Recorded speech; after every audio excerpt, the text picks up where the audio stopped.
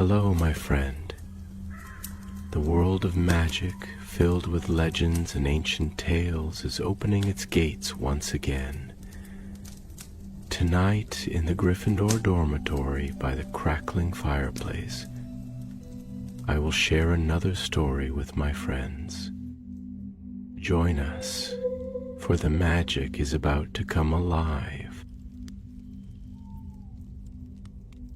The autumn wind swept through the towers of Hogwarts, whispering secrets through the stone corridors and rustling the crimson banners of Gryffindor. It was one of those evenings when the castle felt alive, sighing, shifting, and murmuring like an old, dreaming giant. The candles in the great hall flickered as though stirred by unseen breath, and outside rain tapped softly against the high windows, a steady rhythm that mingled with the hum of conversation below. Harry Potter sat at the Gryffindor table, poking absently at his shepherd's pie. Ron Weasley was wolfing down treacle tart beside him, while Hermione Granger read Advanced Magical Theory under the table, pretending to listen. "You're going to ruin your eyes reading like that," Ron mumbled through a mouthful of pudding. Hermione didn't look up. "You'll ruin your marks if you don't start reading anything at all." Harry smiled faintly, but his thoughts were elsewhere, drifting to the potions classroom below the dungeons. Since Professor Slughorn had taken over Snape's old post, the place had lost some of its menace. The torches no longer hissed, the shelves no longer rattled when someone dropped a vial. Yet there was one thing that hadn't changed. A large, iron-bound cabinet in the far corner, half buried in shadow. Slughorn had draped a cloth over it and told everyone to leave well enough alone. But something about that cabinet nagged at Harry. He'd seen it before, during Snape's lessons, the same cabinet that Snape had always kept locked, and which even Peeves avoided. That night, after the feast ended and the students shuffled back to their dormitories, Harry found himself wandering the darkened corridors with his invisibility cloak tucked under his arm. He didn't have a plan, only that restless itch that always seemed to lead him into trouble.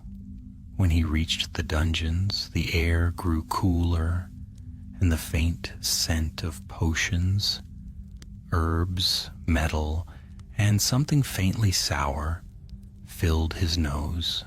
The door to the potions classroom creaked open under his hand. The room was empty, lit only by the dying embers in the fireplace. The shelves glimmered with rows of bottles and dusty jars, filled with things that floated or squirmed or stared from cloudy glass. And there, in the corner, stood the cabinet. The drape covering it shivered faintly as if stirred by a hidden draft. But the air was still. Harry froze, his heart thudding. He took a step closer, pulling the cloak around his shoulders. As he neared, a faint sound reached his ears. A rattle, soft but distinct, like bones shifting in a box. "Probably just a ghoul," Harry whispered to himself. But the sound came again, this time sharper, insistent. He could almost feel it vibrating in his bones. He reached for the cloth and lifted it.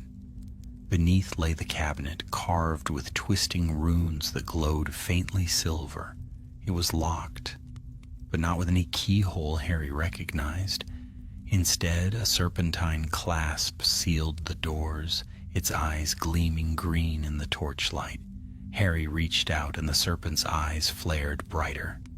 He drew back quickly. "Brilliant idea, Harry," he muttered. "Poke the snake." He stepped back, hesitating. Then another sound came, a whisper, faint and shivering, as though the wood itself spoke. "Let me out." Harry jumped back, cloak slipping off his shoulders. His wand shot up instinctively. "Who's there?" The whisper came again, this time with a faint hiss. "Free me, please." Every instinct screamed for him to leave, but curiosity, and perhaps that stubborn streak inherited from both James Potter and every Gryffindor who had ever lived, rooted him to the spot. He leaned closer. "Who are you?" No answer, only the sound of rattling bones and a cold breath escaping the seams of the cabinet door. Suddenly the torches guttered and went out. Harry's heart pounded in the darkness. He could feel the air grow heavy, thick with the scent of damp earth and something ancient. His wand trembled in his hand. "Lumos," he whispered. The tip of his wand flared, and the light caught on something etched just above the cabinet's doors. A mark. A curling, snake-like symbol he recognized at once. The dark mark. Before he could move, the door burst open with a violent crack. The force threw Harry backward, knocking his wand from his hand. A rush of air swept through the room, icy, howling, carrying with it the dry sound of bones clattering against stone. And there, just for an instant, in the glow of his fallen wand, Harry saw it. A skeleton. Suspended in midair, its bones shimmering faintly blue, held together not by sinew or charm, but by something darker. Its skull turned toward him, hollow sockets burning with a dim, unnatural light. Then, as quickly as it had appeared, it collapsed into a heap, and the room fell silent once more. Harry lay frozen, staring at the pile of bones gleaming faintly in the half-light. His breath came in short, sharp bursts. The whisper was gone. The torches flickered back to life as though nothing had happened. He scrambled to his feet, snatched up his wand, and backed away. Whatever was in that cabinet, whatever Snape had hidden there, it was not meant to be found. But now it was awake, and deep within the castle walls, something stirred in answer. Harry didn't sleep that night. He lay awake in the dormitory, staring at the hangings of his four-poster bed as rain beat against the windows. The image of that skeleton, pale, faintly glowing, its skull turning as if it saw him, would not leave his mind. He tried to tell himself he'd imagined it, that it was some trick of light or leftover enchantment from Snape's old experiments. But deep down, he knew what he'd seen was real. By morning, the castle had grown colder. The students woke to find the fires in the common rooms burned low, and the enchanted ceiling in the great hall covered in dark clouds. The air seemed charged, like before a thunderstorm. Even the portraits whispered uneasily to each other. Harry said nothing during breakfast. Hermione noticed his silence at once. "You look dreadful," she said, frowning. "Did you stay up reading your potions essay again?" Harry hesitated, then shook his head. "Something happened in the dungeons last night." Ron's fork clattered. "What kind of something?" Harry lowered his voice. "The cabinet, the one in Slughorn's classroom. I opened it." Hermione's eyes widened. "Harry, that's Snape's old—" "I know," he interrupted, but there was a sound, like something moving inside. I thought it might be another one of those cursed objects from his store cupboard." "And?" Ron asked, leaning in. Harry's voice dropped to a whisper. "There was a skeleton. Not human, I don't think. It came alive for a moment, then fell apart. The cabinet's got the dark mark carved into it." Hermione paled. "The dark mark?" Ron swallowed hard. "You sure it wasn't, a leftover Death Eater thing?" Harry nodded grimly. Whatever it was, Snape wanted it hidden. Hermione bit her lip, glancing around to make sure no one was listening. Harry, this isn't like finding a cursed diary or a vanishing cabinet. If Snape sealed that thing away, there must have been a reason. You could have unleashed Merlin knows what. Harry looked down at his plate. It's already awake. I could feel it. Ron shifted uneasily. What do you mean awake? Like it's waiting, Harry said quietly. For something. Or someone. Before Hermione could reply, a shadow fell across the table. Professor McGonagall stood there, her sharp eyes glinting beneath her square spectacles. Mr. Potter, she said briskly, the headmaster would like a word with you. The great hall seemed to hush. Harry rose slowly. Yes, Professor. McGonagall led him through the corridors, her heels tapping sharply against the flagstones. When they reached Dumbledore's office, she gave him a brief, unreadable glance before motioning him inside. Dumbledore sat behind his desk, the silver instruments around him whirring softly. His expression was calm, but his eyes, those deep, knowing blue eyes, rested on Harry with unusual gravity. Sit, Harry, he said gently. Harry obeyed. Dumbledore folded his hands. You were in the potions classroom last night. It wasn't a question. Harry swallowed. Yes, sir. You opened the black cabinet? Yes. Dumbledore sighed softly as though confirming something he had long suspected. That cabinet is not a toy, Harry. Its contents are delicate. What is it, sir? Harry asked. It wasn't human. It moved. It spoke. Dumbledore's gaze drifted toward the high window. It was not human, no. The skeleton you saw belonged to a creature once known as a Valeth, an ancient guardian bound by magic to protect Hogwarts centuries ago. It was sealed after tragedy befell one of its masters. Snape's master? Harry asked quickly. Dumbledore's eyes flickered back to him.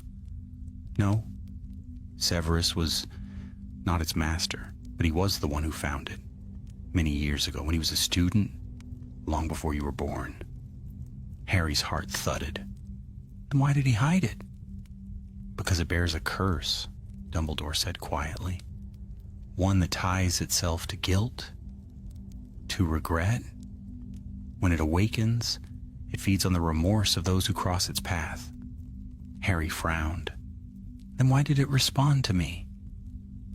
The old wizard regarded him with something like sorrow. Perhaps, Harry, because you carry more regret than you realize. A silence fell.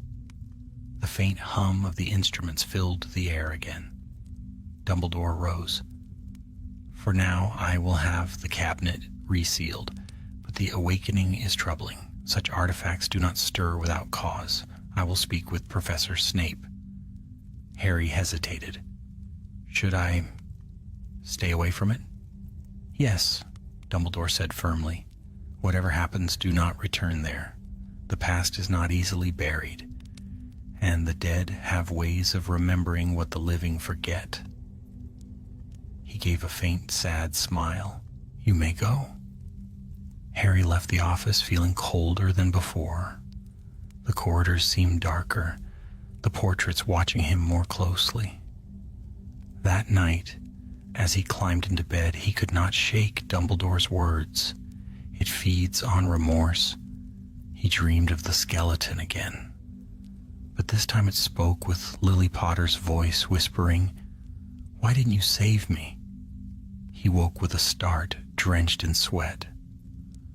The castle was silent, but the faintest sound, the dry click-click of bone against stone, echoed through the floorboards. Somewhere below, the cabinet had opened again, and as Harry stared into the darkness, he knew one thing with certainty. Whatever had been released was not finished with him yet. The next morning broke gray and heavy, the rain still drumming softly against the windows. The sky over the castle was the color of pewter, and mist coiled through the grounds like pale smoke. The mood at breakfast was subdued. Whispers spread quickly, as they always did at Hogwarts, and by the time Harry entered the Great Hall, nearly everyone had heard that Dumbledore had sealed off the dungeons. Slughorn sat at the staff table, looking flustered and pink about the face, while Snape's usual seat remained conspicuously empty. Harry's stomach tightened.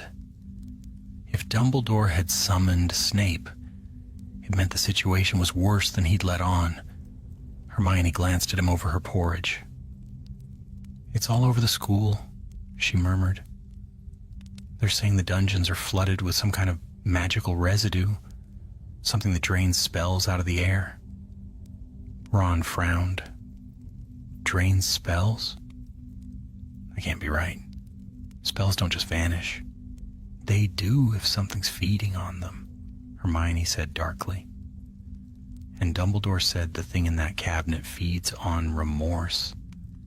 Maybe it's feeding on more than that." Harry stirred his pumpkin juice without answering. Every nerve in his body still remembered the cabinet's rattle, the whispering voice. He wanted to tell them he dreamt of it again, of bones that moved in the dark. But the words stuck in his throat. When breakfast ended, Professor McGonagall rose at the staff table and called for attention. "Due to a temporary disturbance in the lower corridors," she announced crisply, "students are to avoid the dungeons until further notice. All potions lessons will be moved to classroom 11. The Great Hall filled with murmurs. Slytherins exchanged uneasy glances. Even the older students looked anxious, but one person in the crowd caught Harry's eye, Draco Malfoy. He sat stiffly at the end of the Slytherin table, pale and tight-lipped, his gray eyes flickering toward Harry for a brief instant before he looked away. Harry felt a chill. Malfoy had been acting secretive for weeks now. Whatever was happening below, he somehow seemed to know about it. Classes dragged that day. Every torch in the corridors burned low, and even Filch seemed on edge, muttering about unnatural drafts and things that whisper. By evening, Harry could stand it no longer. He waited until the common room had quieted, then rose and grabbed his invisibility cloak. "I'm going back," he said in a low voice. Hermione looked up sharply from her books. "Absolutely not," Dumbledore said. "I know what he said," Harry cut in, "but something's happening down there. If that skeleton's draining magic, it's not going to stop just because Dumbledore put a lock on it." Ron shifted uncomfortably. "Mate, I'm all for adventure, but this sounds like a very bad one." Harry met his gaze. "You don't have to come, but I'm going." Hermione shut her book with a snap. "Then we're all going. I can't let you run headfirst into a cursed dungeon alone. Again." Within minutes, they were moving through the darkened corridors beneath the cloak, their footsteps muffled by the thick stone floors. The deeper they went, the colder it grew. The air felt charged, humming faintly like static. When they reached the stairway to the dungeons, a faint blue light flickered from below. They exchanged nervous glances. The classroom door was ajar. Inside, the torches burned with pale, sickly flames, and the air shimmered faintly, as though rippling with invisible heat. The cabinet stood open once more, its runes glowing bright as moonlight, and kneeling before it, wand raised, was Professor Snape. He turned at once, his black eyes flashing. "Potter," he said softly, his voice like a drawn blade. "You simply cannot help yourself, can you?" Harry froze. "Sir, Silence." Snape's wand cut through the air, slamming the door shut behind them. "You have already done enough damage. Do you have any idea what you've released?" Hermione stepped forward. "Professor, we only wanted to... I said silence, Snape snapped. His robes billowed as he advanced. The thing in this cabinet is bound to me and to this castle. Its awakening threatens the wards themselves. Harry's heart pounded. Bound to you? Snape hesitated. His face was drawn, pale in the eerie light. Years ago, he said slowly, I sought to preserve something I had lost, something I was not meant to reclaim. The Veilith answered that desire. It is a guardian spirit, twisted by dark alchemy. It could not restore the dead, but it offered me a reflection, a vessel to hold a soul. Hermione's breath caught. You tried to bring someone back. Snape's eyes flickered, a brief, terrible shadow of grief. I was a fool. The spell required a life force to bind it, but I refused the sacrifice. The result was this abomination, neither alive nor dead, feeding on sorrow and magic alike. Ron swallowed, and now it's loose. Not yet, Snape said tightly, but the binding is weakening. If the Veilith awakens fully, it will drain Hogwarts to the bone. As he spoke, a faint whisper rose from the cabinet. That same ghostly voice Harry had heard before. Let me out. The torches flickered wildly. The runes flared brighter, spilling blue fire across the floor. Snape's wand arm trembled. It responds to emotion. Fear strengthens it. Guilt awakens it. You must remain calm. But it was already too late. The cabinet shuddered violently, and a cold wind blasted through the room. The skeleton reformed before their eyes, bones spinning into place, knit together by shimmering strands of light. Its empty sockets flared with blue fire, and when it spoke, the voice was no longer faint. Severus, it hissed. You promised. Snape's expression hardened. I know what I promised, and I failed. The creature tilted its skull. Then fulfill your debt. It raised a clawed hand, and every torch in the dungeon went out at once. Darkness swallowed them. Harry felt a hand seize his arm. Hermione's. Her voice trembled beside him. Harry, it's feeding. A hum filled the air, deep and low, like the rumble of thunder beneath the earth. The floor trembled. Sparks burst from their wands as the light around them drained away, drawn into the creature's glowing chest. Get back, Snape shouted, his voice cutting through the roar. Run. But before Harry could move, the creature lunged, faster than thought. Its hand passed through the stone wall, leaving black frost in its wake. The cabinet behind it cracked, spilling a flood of silver mist. The castle itself seemed to groan. The walls rippled, torches bursting, portraits crying out in alarm. Snape raised both hands, chanting in a harsh, unfamiliar tongue. The creature screamed, its voice echoing through the corridors like the cry of a dying wind. Then silence. When the torches flared again, the skeleton was gone. Only the cabinet remained, split down the middle. The air smelled of ash and old iron. Snape swayed, catching himself against the wall.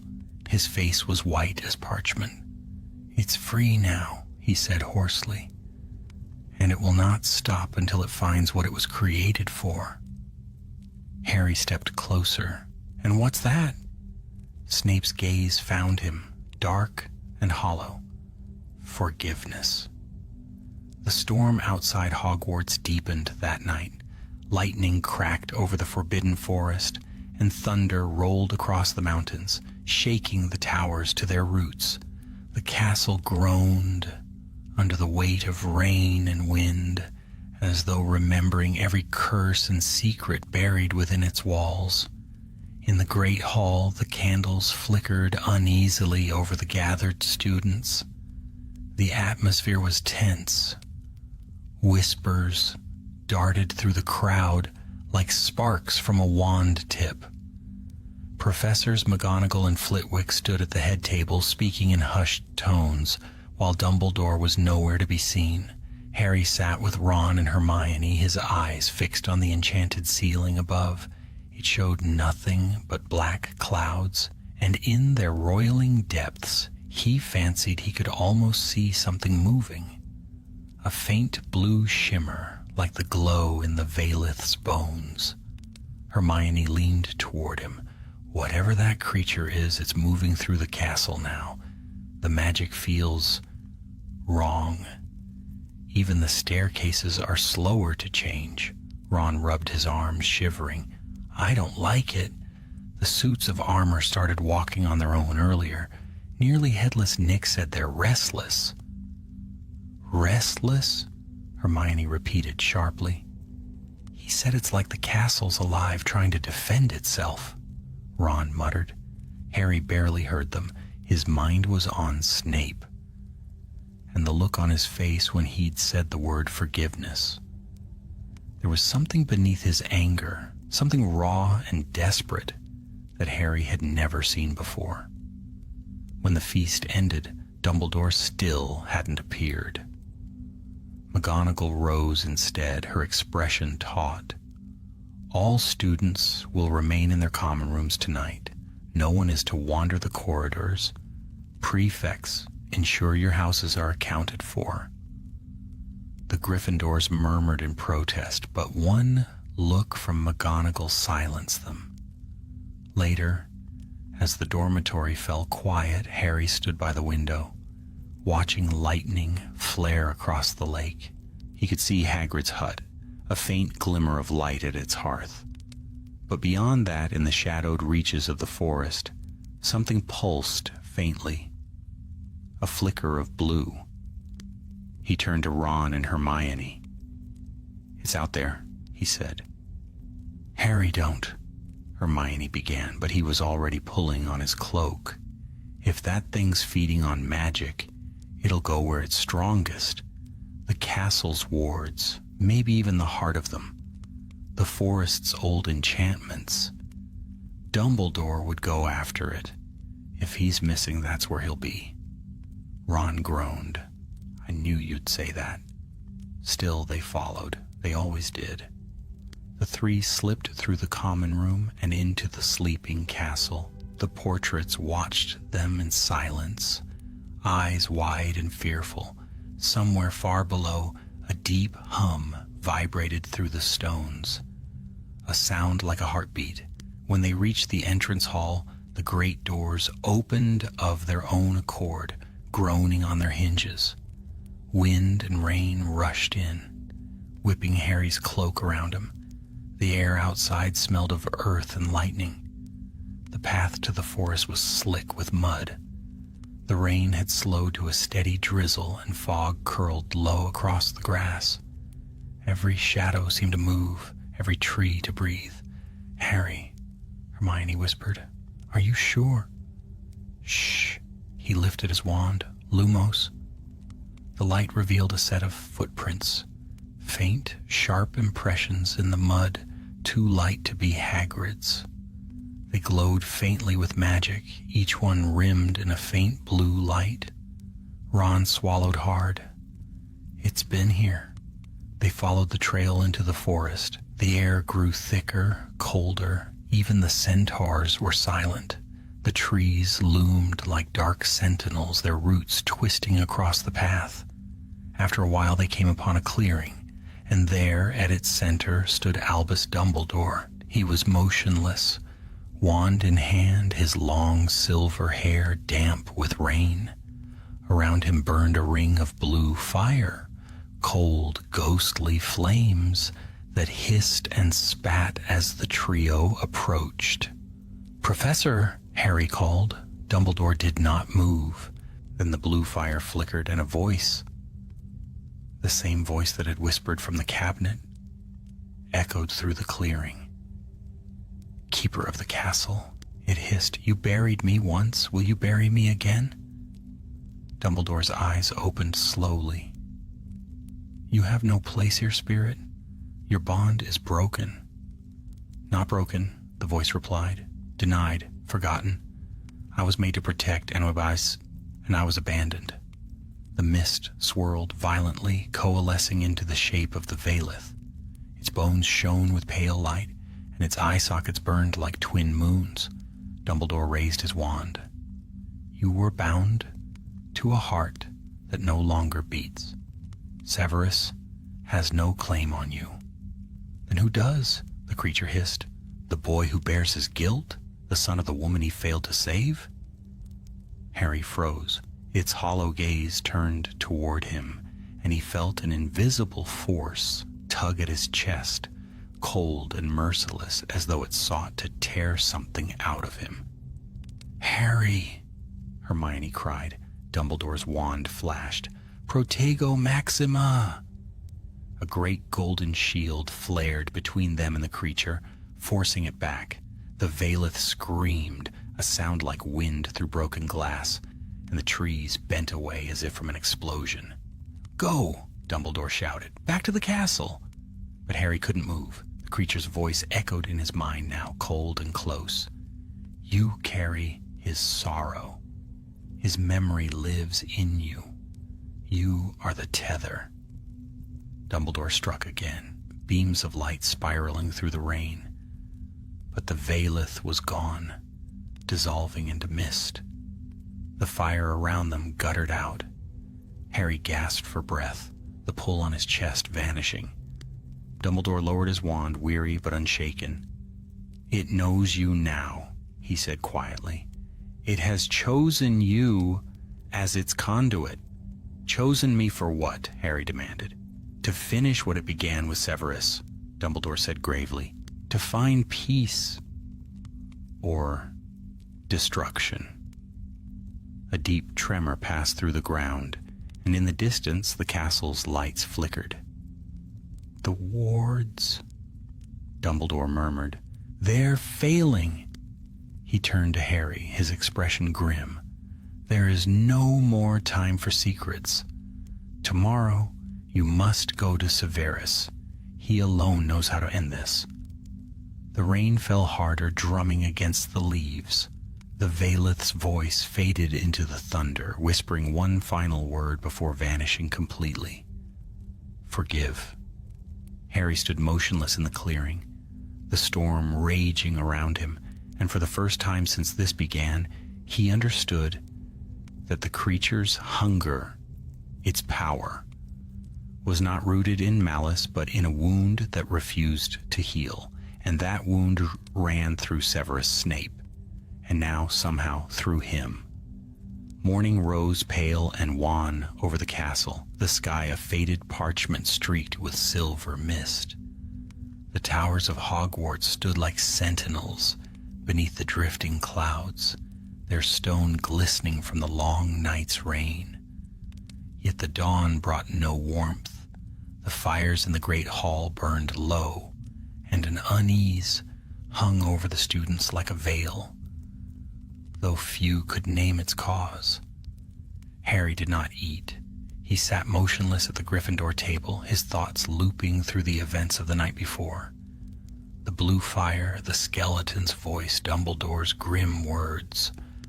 Across the hall, Snape sat at the far end of the staff table, his face drawn, an expression unreadable. He seemed to sense Harry's gaze, for his eyes flicked up briefly, 2 shards of black glass, and then turned away. Hermione spoke softly. He knows you'll come. Harry nodded, still staring at Snape. He'd better. Dumbledore said he's the only one who can stop this. Ron leaned close, lowering his voice. I don't fancy another midnight stroll through the dungeons with that thing about. What if it's lurking in a wall somewhere? It's not hiding, Harry said quietly. It's waiting. It wants me to find him. Later that morning, when lessons began, Harry slipped away. The corridors were strangely dim. The candles along the walls burned with a dull blue flame, and the air was charged with a faint hum, the same unsettling energy that had filled the dungeons before the Valeth awoke. He descended the spiral stairs, past the sleeping gargoyles and dripping pipes, until he reached the potions master's office. The door stood ajar. Inside, Snape was bent over a table littered with open books and half-burned candles, his wand casting a sharp white glow across a parchment covered in runes. "Potter," he said without looking up, "I was wondering how long it would take before you disobeyed another direct order." Harry stepped inside. "You know why I'm here? Dumbledore said that the creature's connected to you, and now to me. If we don't stop it..." Snape's quills stilled. Slowly, he raised his head. His eyes were shadowed with exhaustion, but there was a strange calm in them, as though he had already accepted some unspoken fate. "Sit down," he said. Harry hesitated, then obeyed. Snape set his quill aside and leaned back. "What do you know of binding spells?" "Only what Hermione's told me. They tie one thing to another: people, objects, magic." "Crude but accurate." Snape's lips twisted faintly. "The Vaylith was created during the Founder's era. It was a guardian bound by oath to defend Hogwarts, but over the centuries its purpose twisted. When I found it as a boy, I believed it could do what ordinary magic could not: preserve a life already lost." "Lily," Harry said before he could stop himself. Snape's jaw tightened, but he didn't look away. "I sought to anchor her memory, her essence, in something incorruptible. I used the Vaylith's vessel, but I lacked the ancient language of its binding. I tried to tether her soul through remorse." Harry frowned. "Remorse?" "The most powerful magic of all," Snape murmured. "But guilt does not give life. It only feeds death." He stood abruptly, his robes whispering across the stone floor. The creature became what it is now, a hollow guardian that sustains itself on regret. It latched onto mine, and when you opened that cabinet, Potter, it sensed the same wound in you. Harry's stomach turned cold. "My regret." "Yes." Snape's gaze burned into him. "The guilt you carry for every death. Your parents, Black, Diggory, even those yet to come. You think yourself the cause of all of it? The Vaylith feeds on that self-inflicted torment." A silence fell, heavy and close. Then Harry asked quietly, "Can it be destroyed?" Snape's hand tightened around his wand. "No, only released. Its bond must be completed. Forgiveness, freely given, will dissolve its power, but it cannot forgive itself, and neither can I." Harry's voice was barely a whisper. "Then it's going to kill us both." Snape looked away toward the darkened window. Perhaps that is what it was meant to do. Before Harry could reply, the castle shuddered. Dust drifted from the ceiling, and a low groan echoed through the stone as though the building itself were alive and in pain. The torches flickered wildly. Snape's head snapped up. "It's begun." They rushed into the corridor. Blue light pulsed along the walls, racing like veins through stone. The air was thick with the scent of ozone and ancient magic. Students were spilling out of classrooms, shouting in confusion as the floor trembled beneath them. "Back to your dormitories," Snape barked, his voice cutting through the noise like a whip. He turned to Harry.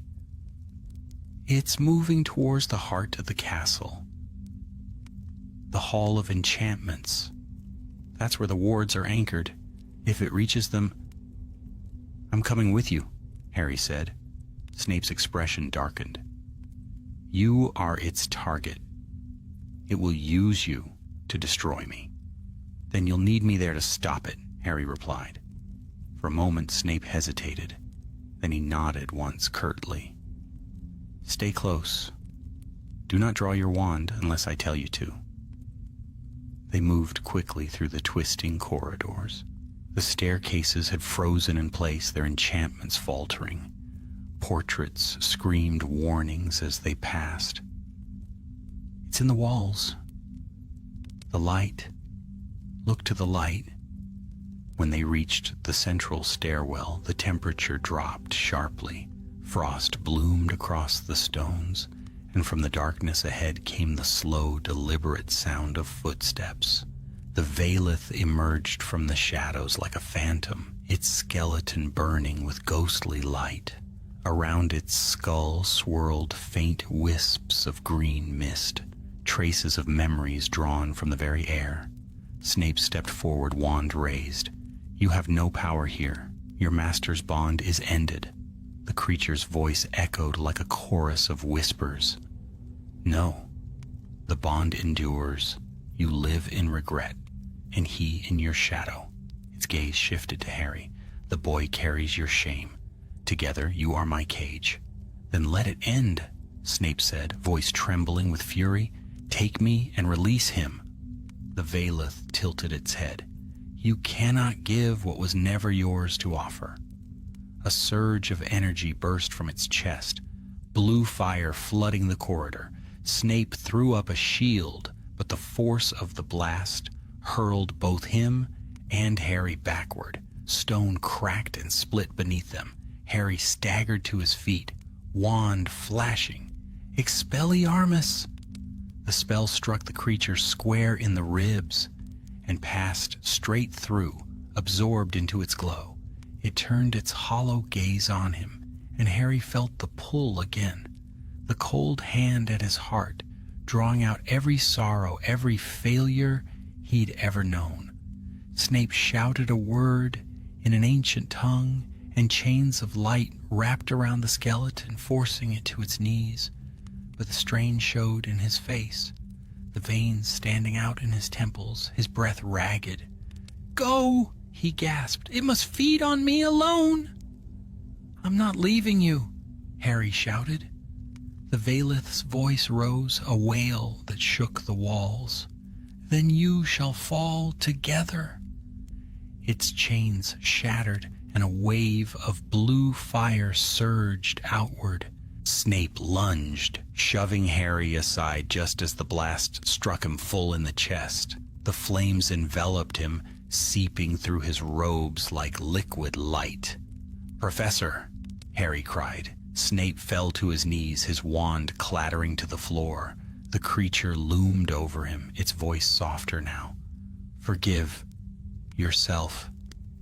And then it was gone, dissolving into a mist that sank into the stones, leaving nothing but silence. Harry dropped beside Snape, shaking him. "Don't you dare die!" Snape's eyes fluttered open. "It's not death," he whispered. "It's memory. It has gone where I cannot follow." He looked at Harry, truly looked at him. And for the first time, there was no anger in his gaze. Only weariness and something that might have been peace. "Go to Dumbledore," he murmured. "Tell him the castle remembers." Then his eyes closed, and the faintest breath escaped his lips. Harry sat there in the cold blue light, heart pounding as silence fell over Hogwarts. The air was still again, but somewhere deep in the stone he thought he heard a heartbeat. Slow, steady, waiting. The castle was eerily still. No sound echoed through the vast stone halls, save for the occasional groan of shifting walls, the whisper of drafts along cold floors. Even the portraits seemed hushed, their painted eyes following Harry as he half-dragged, half-carried Snape through the dim corridors. The potions master's weight was slight, his breathing shallow, his black robes soaked with a strange, silvery sheen that shimmered faintly in the torchlight. Harry's wand lit the way, trembling in his grip. "Hold on, sir," he muttered, his voice rough. "I'm taking you to the hospital wing." But Snape stirred weakly, his hand clutching at Harry's sleeve. "No, not there." His voice was faint, almost a whisper. Too much magic in that place. It will find me again. Harry swallowed hard. Then where? The headmaster, Snape breathed. Dumbledore knows what must be done. So Harry pressed on, climbing stair after stair toward the highest tower. The castle seemed to shift under his feet. Staircases freezing mid-turn, corridors stretching long and dark. He could feel it, the Vailith's presence, like a pulse beneath the stone. It hadn't vanished entirely. It was moving, searching, its hunger stirring again. When he finally reached the griffin that guarded Dumbledore's office, he nearly shouted the first word that came to mind. "Sugarquill," he gasped. The griffin did not move. Harry cursed softly. "Fizzing Whizbee, sherbet, lemon, anything, come on." The statue turned, stone grinding against stone, and the spiral staircase opened with a slow, weary sigh. Dumbledore was already waiting. He stood beside his desk, his wand held lightly in one hand, the other resting on a heavy open book that shimmered faintly with golden runes. His expression was grave, though his eyes, those bright piercing eyes, softened when they fell upon Snape. "Lay him down, Harry." Harry obeyed, lowering Snape onto a cushioned bench near the window. Rain still lashed the glass, and the storm beyond had turned the lake into a sheet of writhing silver. Dumbledore knelt beside the fallen man, his fingers glowing with soft blue light as they hovered over Snape's chest. "The Vailith's touch," he murmured. "It has marked him again." Harry stood rigid, fists clenched. "It attacked him. It said something about forgiveness, then it disappeared." Dumbledore nodded faintly. "It has not vanished. The Vailith is drawn to the remnants of the spell that created it. That magic runs deep in the foundations of the school, and deeper still in the hearts of those it has touched." Snape stirred, his eyes half opening.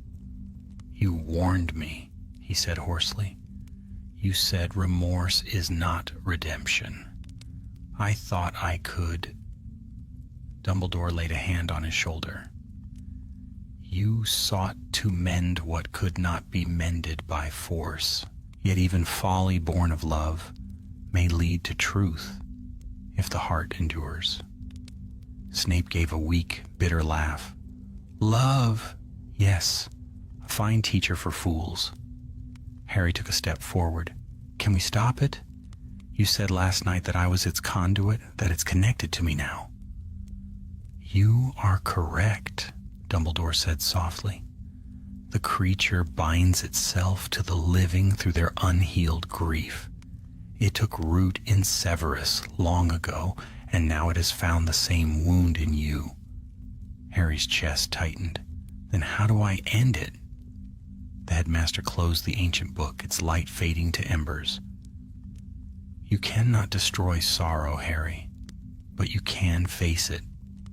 He turned to Snape. "The creature feeds on what is unspoken. It must be brought into the open, and the truth of what binds it, what binds you both. Only then may it rest."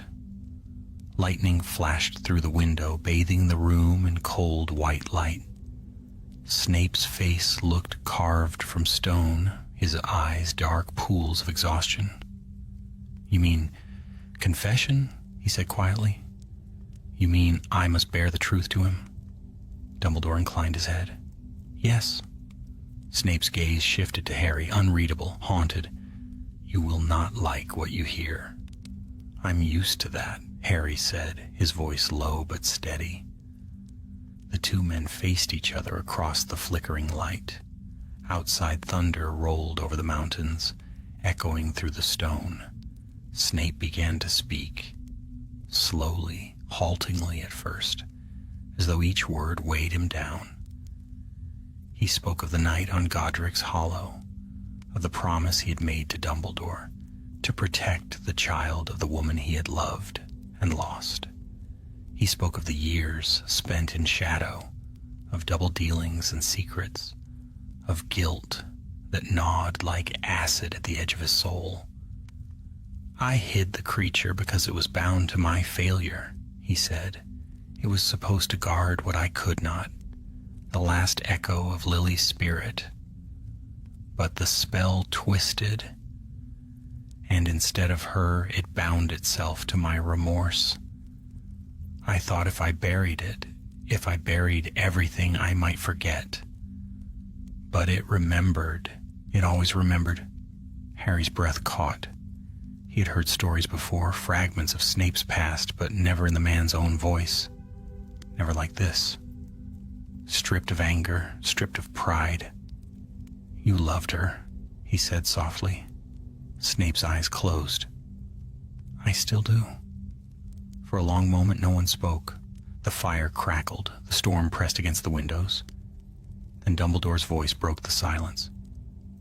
"You see, Harry, forgiveness is not something that can be taken, only given. The Vailith waits for that act. It cannot pass until it is granted." Harry looked at Snape. "You think it's my forgiveness it wants?" "It is hers," Snape whispered. "But she is gone, and perhaps yours will do." A tremor ran through the tower. Dust fell from the rafters. The light from the torches dimmed to a thin, ghostly blue. "The wards are failing again," Dumbledore said, rising. "It hears us. It knows the end approaches." He turned to Harry and Snape. "You must go to the Founders' Hall, the oldest part of the castle. There, the Vailith's essence first took shape.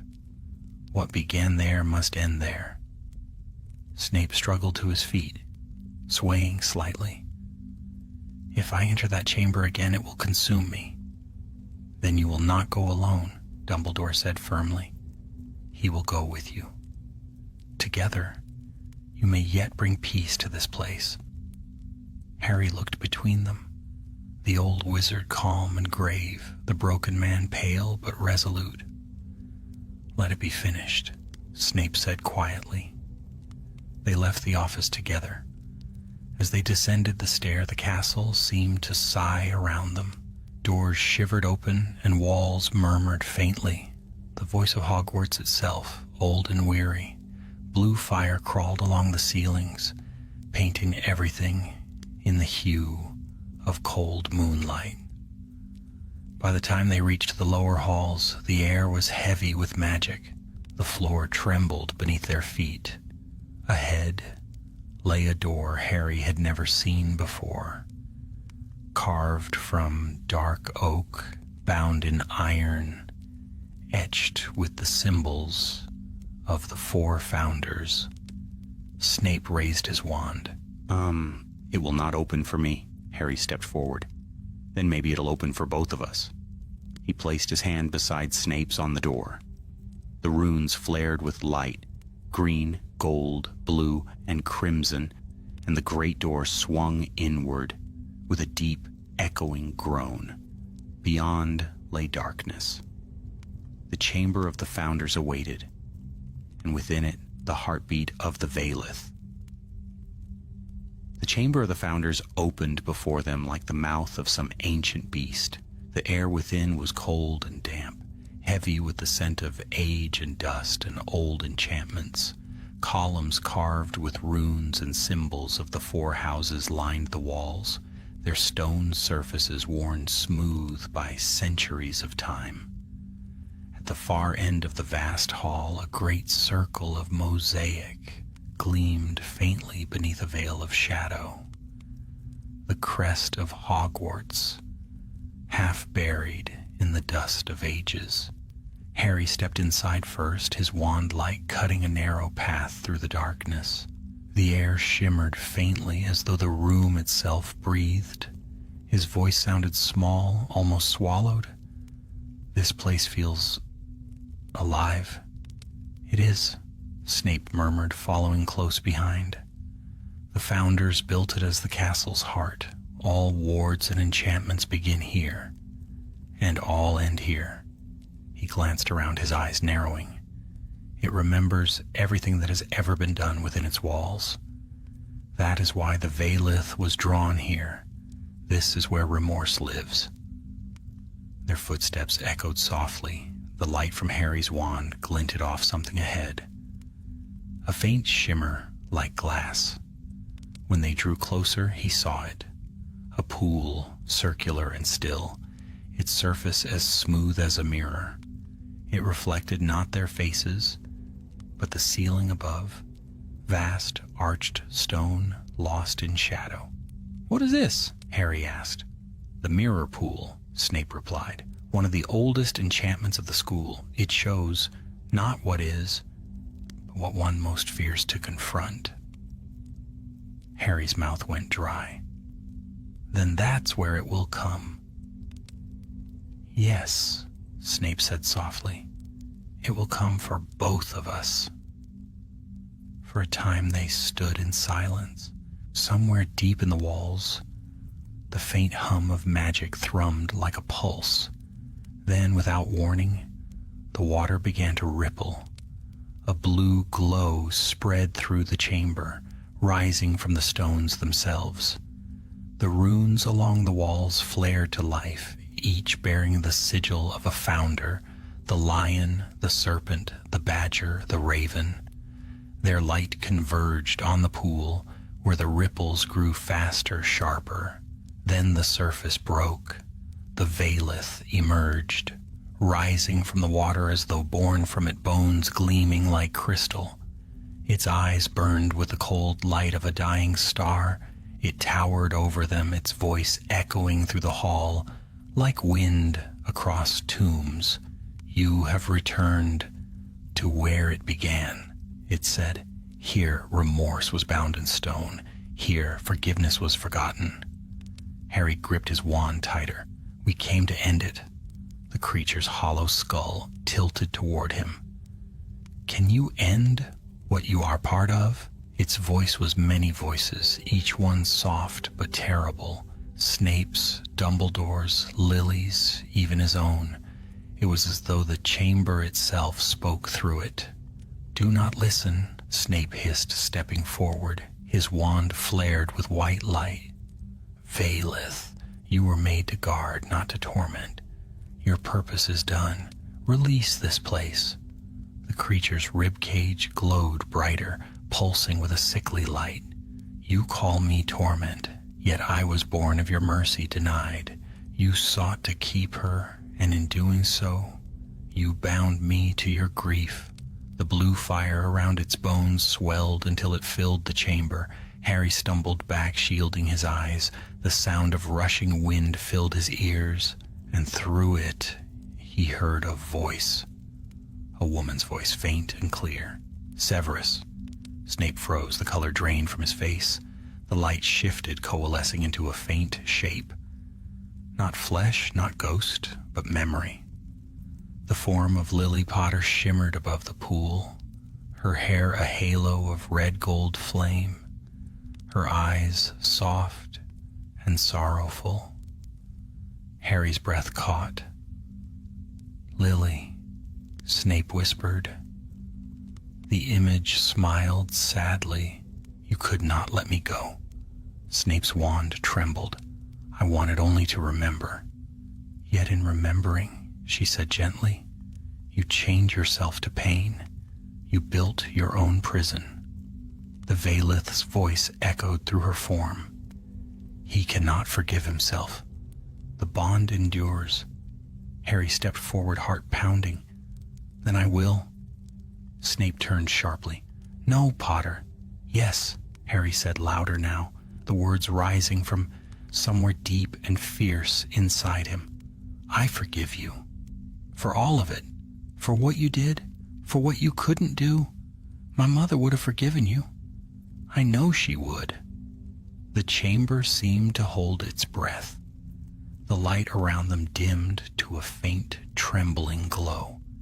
The Veilith shuddered, its skeletal form flickering like a flame in the wind.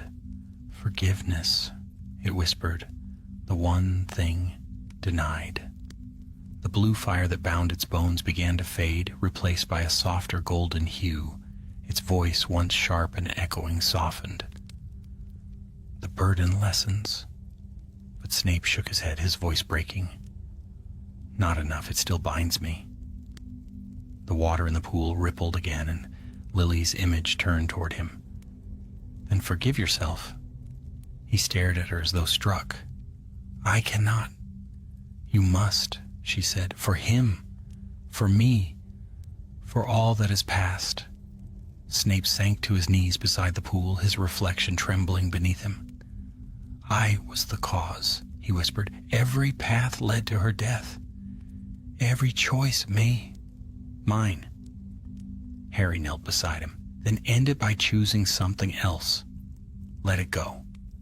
For a long moment, Snape said nothing. Then his wand clattered to the floor. Slowly, he lifted his eyes to the apparition. Then I forgive myself, he whispered, for failing you, for loving you wrongly, for everything. The chamber filled with a sudden brilliance, brighter than day. The Valeth's form fractured, splitting into shards of light that spiraled upward like embers. The blue glow became gold, warm and soft, spreading through the hall, through the walls, through every stone of the castle. Harry could feel it, the pulse of the magic turning from sorrow to peace. The air no longer burned cold. It hummed like music, ancient and gentle. When the light faded, the pool was still again. The Valeth was gone. Only Snape remained, kneeling beside the water, his shoulders bowed. Harry touched his arm. It's over. Snape looked at him, and for the first time his expression was free of its usual shadow. No, he said quietly. It has only begun. He rose slowly, unsteady but alive. The faintest trace of color had returned to his face. From somewhere deep within the castle came a sound, a soft chime like bells. Hogwarts itself seemed to sigh as though relieved of a great weight. Dumbledore appeared at the entrance of the chamber, his robes catching the light of the dying glow. It is done, he said, smiling faintly. The wards are whole again. The castle remembers peace. Snape inclined his head, his voice barely audible. And what of me? Dumbledore's eyes softened. You are still here, Severus. That is more than many are granted. Harry stood in silence, watching the two men, the old master and the haunted disciple, framed in the fading light. Something within him had shifted too. The anger he had carried for years had lessened, like a storm passing over the horizon. As they turned to leave, the great doors of the chamber closed behind them, sealing the past within stone once more. The echo of the Valeth's final whisper lingered in Harry's mind. Not a curse, not a warning, but a benediction. Forgive and be free. And for the first time since he'd come to Hogwarts, Harry felt that the castle itself was truly at rest. The storm had passed. For the first time in many nights, the sky above Hogwarts was clear, painted in faint shades of rose and gold. Morning light streamed through the high windows of the great hall, scattering across long tables where weary students whispered in hushed voices. The air itself seemed changed, lighter, warmer, though no one could quite explain why. To most, it was simply another morning. To Harry, it was the first day after the end of something vast and invisible. The castle felt different now, as though it had taken a deep breath and released it after centuries of holding still. The shadows in the corners no longer whispered. The staircases turned smoothly once more, and the dungeons, once heavy with cold, were quiet. He sat at the Gryffindor table with Ron and Hermione, though his breakfast went untouched. The sunlight caught the rim of his glass, filling it with gold. He could still feel the echo of the chamber beneath the castle. The light, the voice, the quiet peace that followed. Hermione watched him closely. "You look different," she said softly. Harry gave a faint smile. "I feel different." Ron yawned. "Well, whatever you did down there, the castle's happier for it." Fred and George said their fireworks actually worked again. The magic must have stopped messing about. Hermione elbowed him. "Honestly, Ron, you talk about fireworks when something extraordinary has happened. You have no idea what that thing was." "I don't need to," Ron muttered, "as long as it's gone." But Harry wasn't listening. His eyes had wandered to the staff table. Snape was there, alive, though pale and silent. His robes were immaculate as always, but something about him had changed. His movements were slower, less sharp. He ate nothing, merely sat with his hands folded, lost in thought. Dumbledore sat beside him, speaking quietly.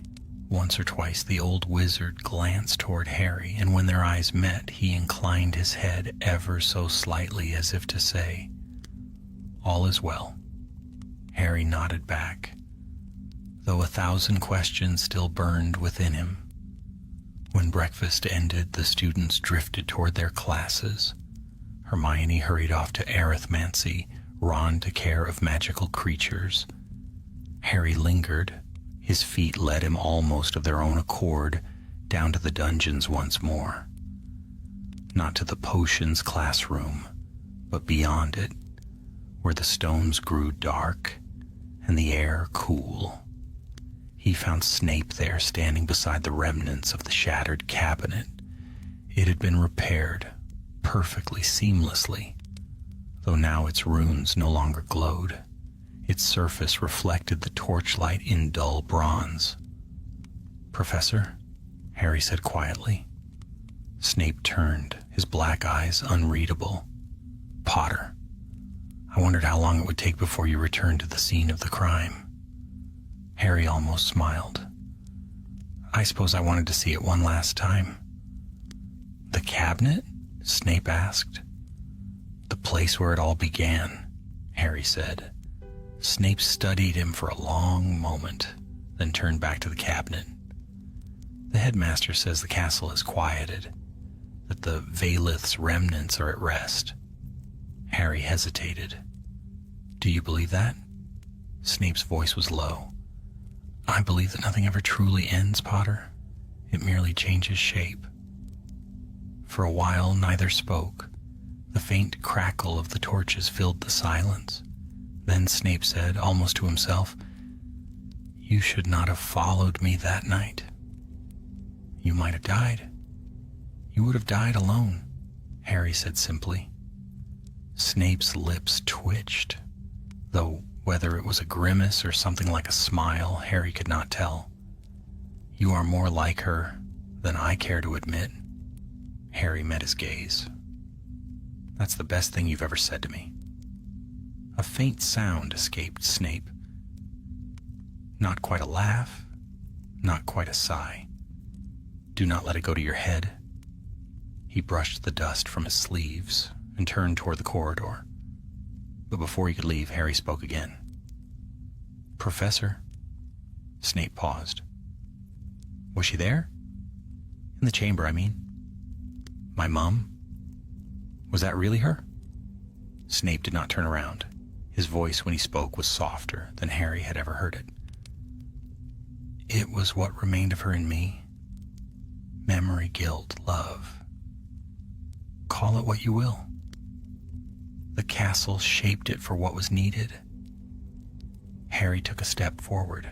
"She forgave you." "Perhaps," Snape said, "or perhaps I finally forgave myself enough to hear her voice again." He started to leave, but this time Harry reached out. "Thank you," he said. Snape stopped. "For what?" "For trying," Harry said. "For everything you did, even when I didn't understand it." A long silence followed. Then very quietly, Snape replied, "You have your mother's heart, Potter. Guard it well. The world will demand too much of it. And with that, he was gone, his robes whispering against the stone like the last page of a story closing. Harry stood alone in the flickering light, staring at the now empty cabinet.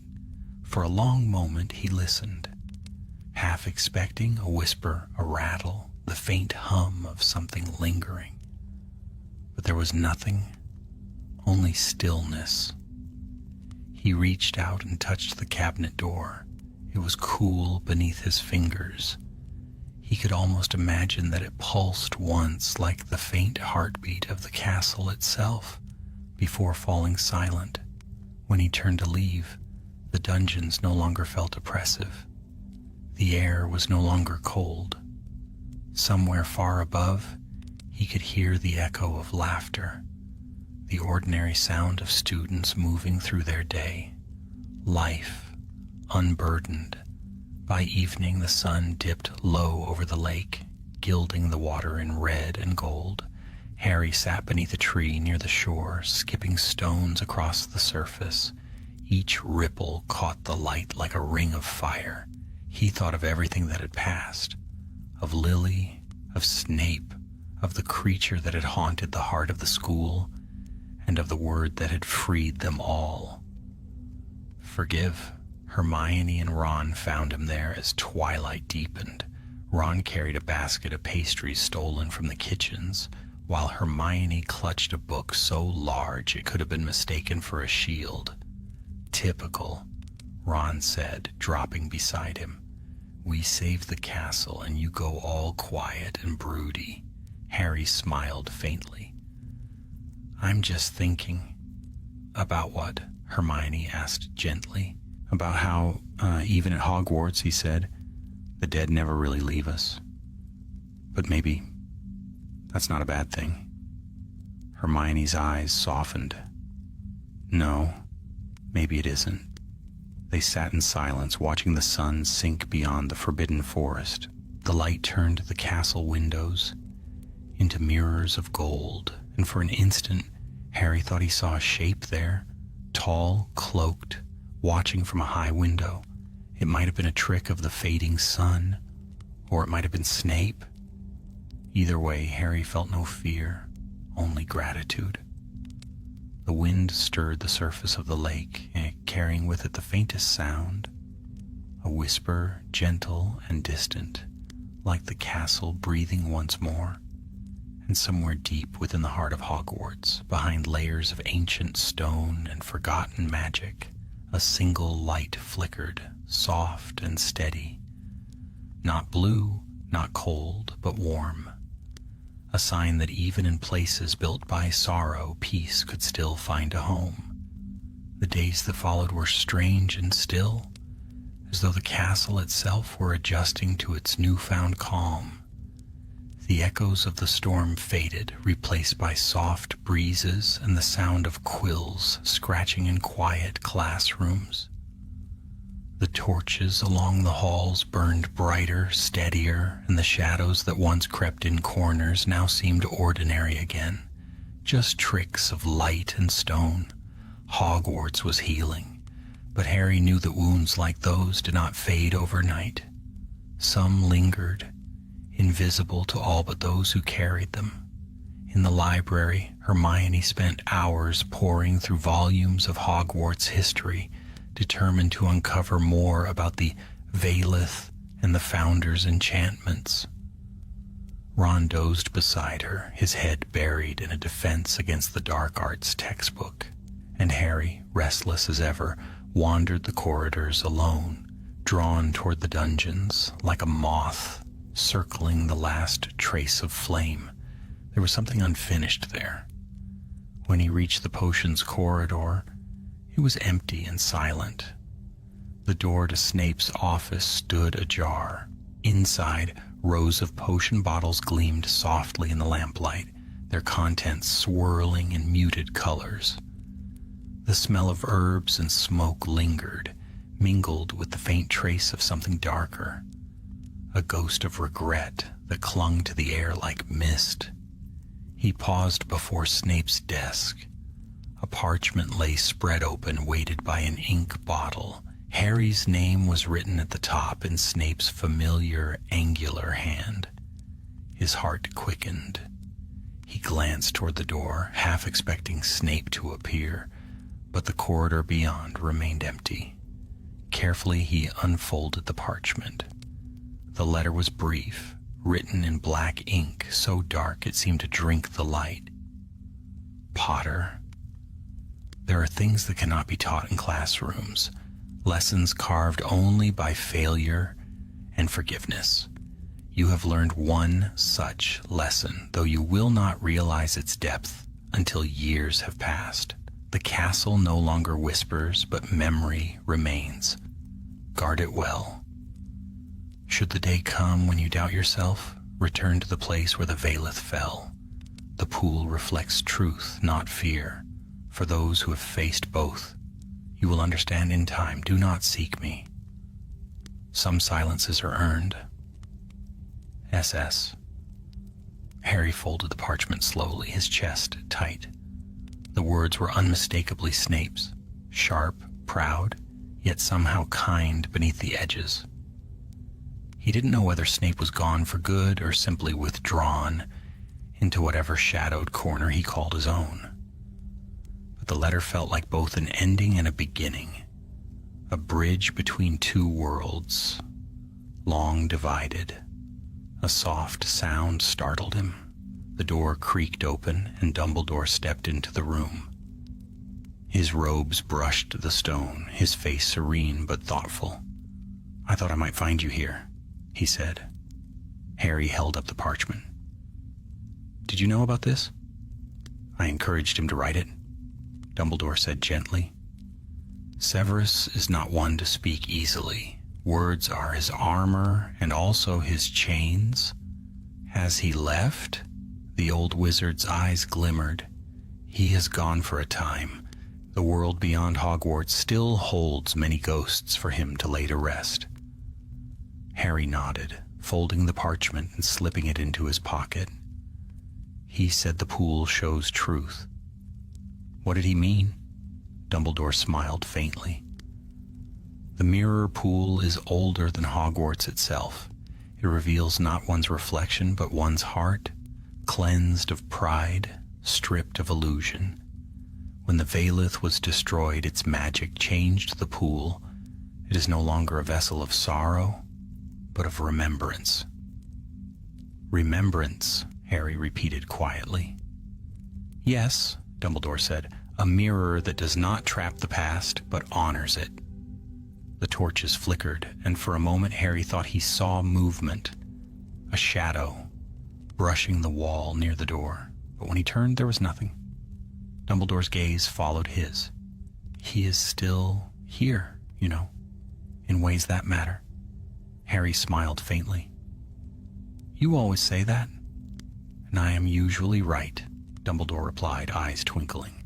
"Now go, Harry. The castle rests easier when you do."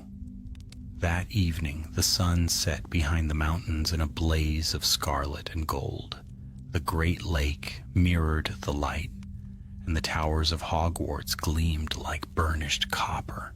Harry stood on the shore again, the wind tugging at his hair. The water rippled gently, its surface calm.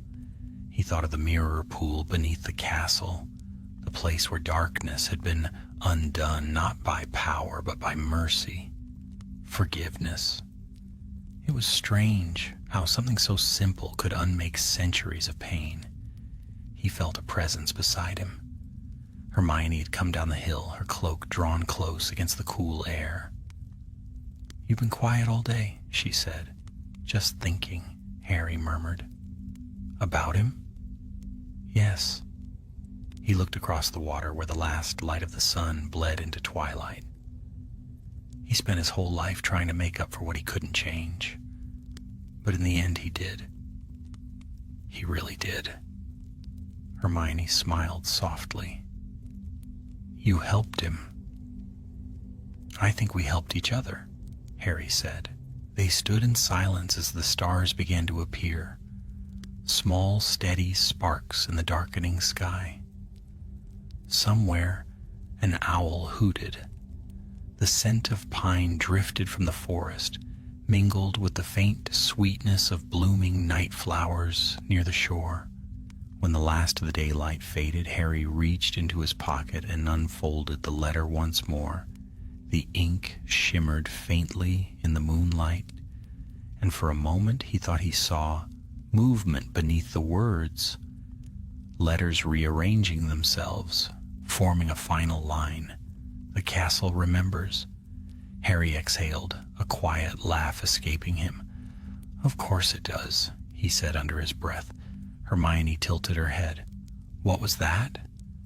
Nothing, he replied, folding the parchment and tucking it away. Just something he would have said. The bells in the tower chimed softly, marking the hour. Across the lake, the castle windows glowed like stars fallen to earth. As they turned to go, Harry looked back one last time. For an instant in the reflection on the lake, he thought he saw a figure standing at the highest tower, a tall silhouette in dark robes, watching over the grounds. But when he blinked, it was gone. And yet deep down, he knew it had been real. For Hogwarts had a way of keeping what mattered most, not in cabinets or chambers or spells, but in the quiet hearts of those who had loved it, fought for it, and in the end, forgiven themselves within its walls. Harry smiled, feeling the peace settle around him like a cloak. He turned toward the path back to the castle, its windows bright and welcoming against the dark. Behind him, the lake stirred once, just a single ripple beneath the moon, and then lay still again, shining like polished glass. The castle slept, the ghosts were gone, and for the first time in a long while, Harry felt that Hogwarts was truly, finally home. The following week unfolded in gentle calm, the kind that felt almost strange after so much unrest. Spring had come early to the Highlands. The air around Hogwarts was mild and fragrant, full of the scent of wet earth and blooming crocuses.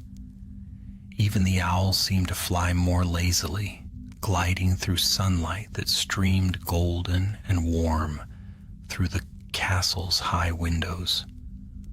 Harry found that he could breathe again. The nightmares that had haunted his sleep were quiet now.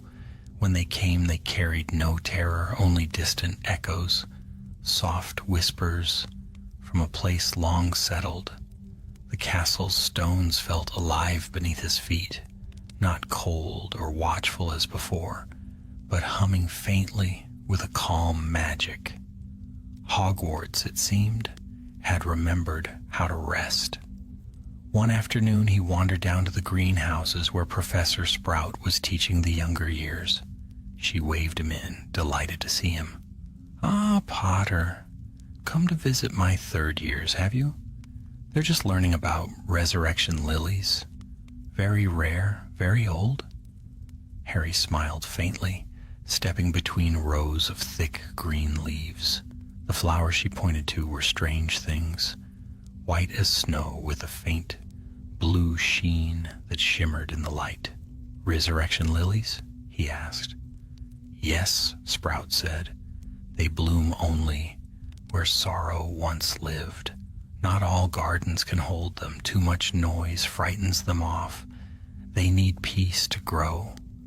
Her words lingered with him long after he left the greenhouse. He crossed the courtyard slowly, feeling the breeze brush against his face. Perhaps that was what had changed. Peace had returned, fragile but alive, blooming like those lilies in places once burdened by grief. Later that evening, as the sun dipped toward the mountains, Harry made his way down to the dungeons once more. He hadn't been there since Snape's letter. The urge to return had tugged at him all week, a quiet pull that grew stronger as the days passed. The air grew cooler as he descended, though not unpleasantly so. The torches burned with steady light, and the faint, damp scent of the stones was oddly comforting now. When he reached the potions corridor, he stopped. The cabinet, once broken, once feared, stood untouched. But now something was different. Its bronze surface gleamed warmly, and carved into its side was a single symbol, a lily, its petals unfurled. He smiled. "You'd like that, wouldn't you?" he murmured to the air. The silence that followed felt almost like agreement. Harry stepped closer. For a moment his reflection shimmered on the cabinet's polished doors, then changed. Behind him stood a woman with bright eyes and a familiar smile. Lily Potter. She didn't speak, didn't move, only looked at him with an expression that seemed both proud and wistful. Harry's breath caught. Then, as quickly as she'd appeared, the reflection faded. Only his own face remained. He stood there for a while, unsure whether to feel comforted or haunted. But as the light from the torches glowed against the bronze, he decided that it didn't matter. The reflection wasn't a ghost. It was memory, alive in the magic of the place. He reached out and brushed the carved lily with his fingers. "Thank you," he said softly, "to the castle, to his mother, perhaps even to Snape." Then he turned away and climbed back toward the light. The next day dawned bright and clear, the lake like a mirror beneath the morning sun. The students buzzed with excitement. Spring Festival was approaching, the celebration marking the renewal of magic across the school. It was a tradition that had faded after the war, but now, at McGonagall's urging, it was returning. "Something to remind us," she'd said, "that even the oldest places can begin anew." As the festival drew near, garlands of flowers were strung across the courtyards, and lanterns were enchanted to hover above the great hall, casting shifting patterns of light across the tables. The atmosphere was alive again, vibrant with laughter. Harry watched it all from a distance, feeling a warmth in his chest he hadn't known in years. He saw first years giggling as they chased enchanted butterflies. He saw Hagrid wiping a suspicious tear from his beard as students decorated the outer walls. And he saw in a quiet corner Dumbledore and McGonagall standing together, speaking in low tones that ended with shared smiles. As twilight fell and lanterns began to glow, Hermione and Ron found Harry leaning against one of the balustrades overlooking the courtyard.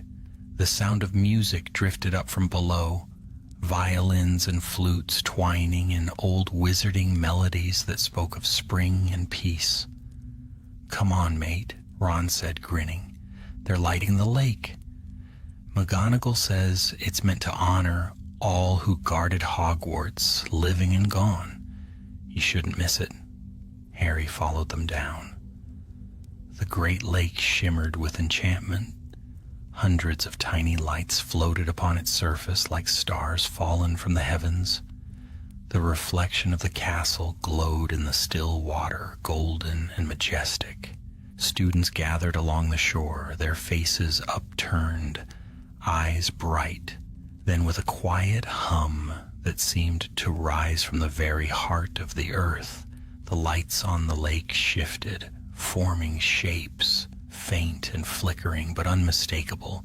There was a phoenix of fire and gold, wings spread wide, the symbol of Dumbledore. There was a great serpent, coiled and luminous, the mark of Slytherin redeemed. A badger and a raven followed, and last of all, a lion that burned red as dawn. The lights twined together, forming the crest of Hogwarts upon the lake. The crowd gasped softly, their awe a living thing. But Harry saw something more. Beyond the glowing crest, half hidden in the reflection of the castle towers, stood two faint silhouettes, one tall and cloaked, the other slender, with hair like autumn flame. They stood side by side, watching the lights upon the water. For a heartbeat, Harry's throat tightened. Then the wind stirred, rippling the surface, and they were gone. He closed his eyes. The music rose, filling the air with harmony, and when he opened them again, he smiled. Later that night, when the festival ended and the castle grew quiet, Harry walked alone through the empty halls. He passed beneath portraits that nodded drowsily through corridors that glowed with the faint afterlight of magic. At last, he came to the top of the astronomy tower. From there, the whole world stretched out before him. The lake, the forest, the mountains beyond. The moon hung high, casting silver light across the rooftops. He thought of all that had happened, of the secrets and sorrow and quiet redemption that had unfolded within these walls, and he realized with a strange and certain peace that Hogwarts had never truly belonged to any one person. It had been shaped by all who had loved it, all who had bled for it, all who had sought forgiveness within its halls. The wind whispered past him, carrying with it a faint sound like a voice half heard in a dream. The castle remembers. Harry smiled into the night. And so do I. He stood there until dawn, watching the first light of morning spill across the world, gilding the turrets and towers with gold. And as the sun rose, bathing the school in warmth, Hogwarts shone brighter than it had in many years, alive once more, and at peace. Spring deepened over the highlands, cloaking the hills around Hogwarts in green. The trees along the edge of the forbidden forest swayed with new leaves, and the air was heavy with the hum of life returning. Yet even as laughter filled the courtyards and lessons went on as usual, a sense of quiet wonder lingered, a collective breath the castle had yet to release. Harry had thought often about leaving Hogwarts behind, as he always must when the term ended, but this year felt different. The castle itself seemed reluctant to let him go, and he found himself wandering its corridors more often than before, tracing the roots that had shaped his years there. Every corner whispered memory, the laughter of friends, the echo of battles fought, the ghosts of voices that had long since fallen silent. The nights were warm now. Moonlight poured through the tall windows of the Gryffindor common room, silvering the carpets and throwing long shadows across the chairs. Ron snored softly by the fire, a half-eaten chocolate frog in his hand, while Hermione sat nearby with a book propped on her knees, eyes growing heavy. Harry stood by the window, gazing out over the lake. Its surface mirrored the stars so clearly, it looked as though the heavens had sunk into the water. Somewhere beyond that reflection lay the chamber of the Founders, the resting place of the Vailith. He could almost feel the faint heartbeat of the castle beneath his feet. No longer a cry of pain, but a steady rhythm, slow and sure. He wondered if Snape could feel it too, wherever he was. Dumbledore had said Snape had gone to seek peace elsewhere, but part of Harry suspected the man had simply become one with the quiet. Perhaps he was still in the shadows of the school, watching, unseen. It was a comforting thought, and a haunting one. The next morning, Professor McGonagall asked Harry to see her in her office. He expected something about the end-of-term arrangements, but when he entered, she was not alone. Dumbledore's portrait smiled down at him from behind her desk, his painted eyes twinkling with their familiar light. "Ah, Harry," said the portrait, "it is good to see you again. You've been walking in silence lately." Harry smiled faintly. "Just thinking, sir. As always," Dumbledore replied kindly. "And what have you been thinking about?" "About what comes next," Harry said. "About leaving again." McGonagall folded her hands on the desk. The castle has a way of holding on to its own, Potter, even when they're far away. Still, Harry said, it's hard to imagine not coming back. Dumbledore's smile softened. You misunderstand, my boy. The bond you share with this place cannot be broken by time or distance. You and Hogwarts are part of one another. You helped heal it, and in doing so, it has become your home in more ways than one. Harry looked up at the portrait, then at McGonagall. I didn't do it alone. No, Dumbledore said. Few great things are done alone. McGonagall nodded. There's something else, Potter. I think you should see it before the term ends. She rose and led him from the office, down through the quiet staircases and out into the morning light. They crossed the courtyard where sunlight glittered on the cobblestones and made their way to the greenhouses. Sprout met them at the door, wiping soil from her hands. It's ready, she said with a smile. Just as you asked. Harry frowned. What's ready? Sprout stepped aside and gestured him in. Inside, among rows of vibrant blossoms and curling vines, stood a small stone bench. Around it the floor was ringed with flowers. Lilies, white and pure as moonlight, blooming in a perfect circle. They began to grow the day after the festival, Sprout said. I've never seen their like before. They call them Valith lilies now. They only bloom in places touched by both sorrow and peace. Harry knelt beside the bench, running a hand through the petals. The air was cool and fragrant. They're beautiful. They are the castle's memory made visible, McGonagall said softly. It's only fitting we give them a home. Sprout brushed a bit of soil from the bench's edge. We thought it right to dedicate this spot to him. Professor Snape. Harry looked up sharply. He'd hate that. McGonagall's mouth twitched. Undoubtedly. But it is not for him. It is for those who wish to remember him differently. Harry said nothing for a long while. He traced one of the lilies with his finger, feeling its delicate pulse of magic. He deserves it, he said at last. He saved this place, and maybe all of us with it. McGonagall inclined her head. Then perhaps you should say something, Potter. The castle listens. Harry looked out over the garden, the sunlight filtering through the glass roof. He took a slow breath. I don't know if you can hear me, he said quietly. But if you can, thank you for teaching me even when I didn't want to learn, for caring even when you wouldn't show it. You were brave and you were better than you believed. I forgive you, but more than that, I hope you've forgiven yourself.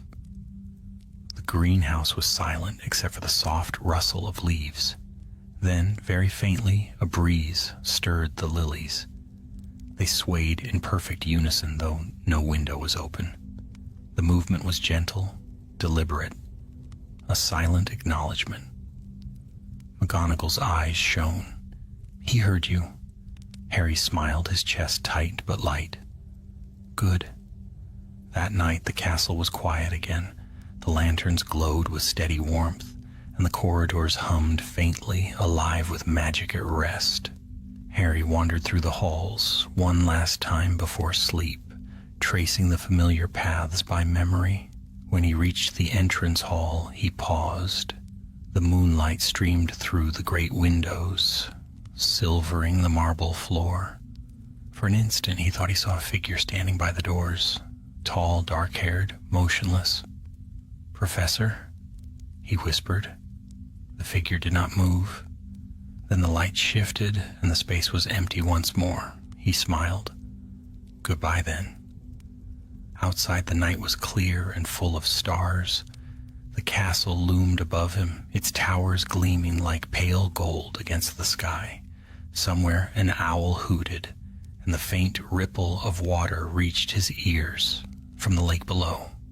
He closed his eyes and felt the heartbeat of Hogwarts, soft, steady, eternal.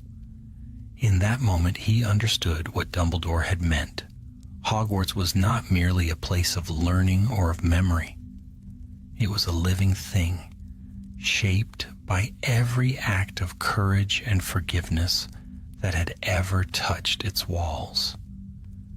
And as long as that magic endured, none who had loved it were ever truly gone.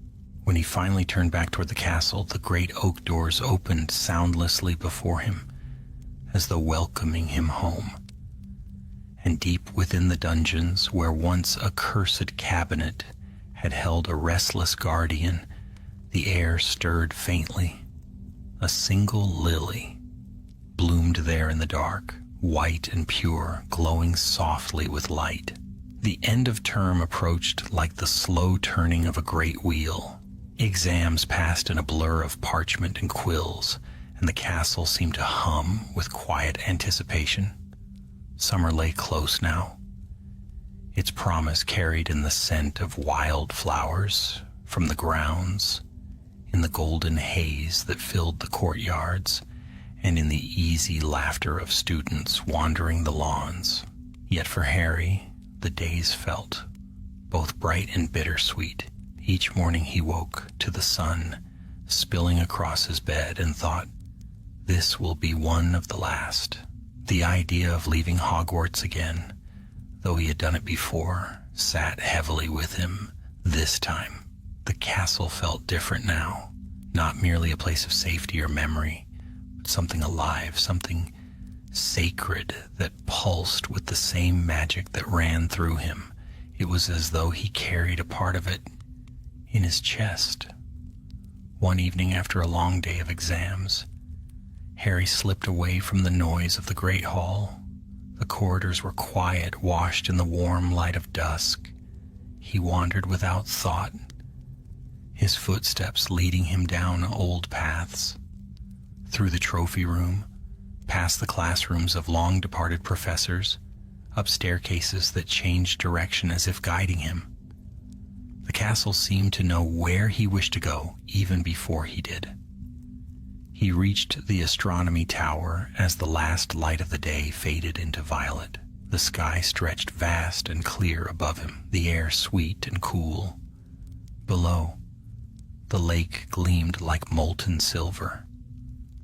He leaned on the stone balustrade and looked out over the world he had grown up in. The forest, the mountains, the faint glow of Hogsmeade in the distance. So much had changed, and yet it all remained timeless. For a long time he said nothing. He simply stood, listening to the soft hum of the wind through the arches. Then quietly, he spoke. "I don't know if you can hear me, Professor," he said, his voice carrying faintly on the breeze. "But if you're still watching, thank you." His words vanished into the air, but he felt them settle in the stones, as though the castle itself had heard. He stayed until the stars came out. When he finally descended from the tower, the corridors glowed with torchlight, and the portraits along the walls stirred as he passed. Some nodded to him, others smiled faintly. Even the suits of armor seemed to stand a little straighter. In the common room, Hermione sat curled in a chair reading. Ron lay stretched across the rug, fast asleep. The fire burned low, filling the room with a steady golden glow. "You're quiet tonight," Hermione said softly, lowering her book. Harry smiled. "Just thinking again." "About the castle?" He nodded. "It feels peaceful, like it's finally asleep after a long time awake." Hermione's eyes softened. "That's because it trusts you. You helped heal it, Harry. You and Snape both." He looked into the flames, watching them dance. "It's strange," he said, "all the years I spent hating him. And in the end, he turned out to be the one who understood me best. That's the way of people, isn't it? Hermione said. We rarely see the whole of anyone until the story's nearly done. Harry chuckled quietly. Then I suppose we were all blind for a while. Maybe, she said, smiling, but we see clearly now. The fire crackled softly between them. Outside, the wind whispered through the open window, carrying the faint scent of lilacs from the grounds below. The next morning, the train waited at Hogsmeade Station, steaming gently under a bright sky. The students bustled along the platform, laughter and chatter filling the air. Hagrid stood nearby, wiping his eyes with a handkerchief the size of a tablecloth. Good term that was, he boomed. No giant spiders, no curses, no explosions. No, well, not many. Just the way Hogwarts ought to be. Harry smiled, clapping him on the arm. Thanks, Hagrid. The half-giant sniffed loudly. Take care of yourself, Harry, and tell the others I said they're always welcome for tea. I will, Harry promised. He turned toward the train, the scarlet engine gleaming in the sunlight. Hermione and Ron were already aboard, waving him over. He took one last look at the castle. Its towers rose proud against the sky, their flags rippling in the wind. Sunlight glinted off the windows, and for an instant it seemed the whole school shimmered, alive, aware, as though it were watching them go. Harry felt that same warmth in his chest again, the faint pulse of something ancient and kind. He raised a hand. Goodbye, he whispered. As he climbed aboard, the whistle blew, and the train began to move. The platform slipped away, and the castle receded into the distance. But it did not fade from sight easily. The towers caught the light like flame, and the great lake mirrored them until they were both lost in brightness. Inside the carriage, Ron was rummaging through his bag for sweets, while Hermione scolded him for forgetting his homework parchment. Their voices were so ordinary, so perfectly alive that Harry felt a laugh rise in his throat. For the first time, he did not feel the ache of leaving. Hogwarts was no longer a place he had to return to. It was a part of him carried in his heart, in every memory, every lesson, learned in pain and light. The train curved along the edge of the mountains. The fields stretched wide and green below, dotted with trees that swayed in the breeze. Harry leaned his head against the window, letting the rhythm of the train lull him. He thought of the mirror pool beneath the castle, of how Snape had once said, "It showed not fear, but truth." He wondered what he would see now if he looked into it again. Not his parents, not the faces of the lost, but perhaps his own. Older, steady, unafraid. The thought made him smile. The journey stretched on through the afternoon, the sunlight flickering through the trees. Ron eventually drifted to sleep, and Hermione dozed with her head resting against the glass. The countryside blurred past in waves of green and gold. As the train rounded one last bend, Harry caught a glimmer far off on the horizon. A faint flash of light, where the castle stood hidden beyond the hills. It might have been the sun catching on glass, or perhaps something else. A last farewell. He whispered without meaning to. "I'll come back." The wind through the open window caught his words and carried them away. Over the fields, over the lakes and forests, back toward the ancient stone walls of Hogwarts, where if one listened closely, the whisper might have echoed faintly, joining the heartbeat of the castle. And in that heartbeat, in the quiet beyond words, there was peace. For Hogwarts remembered always, and now so did he.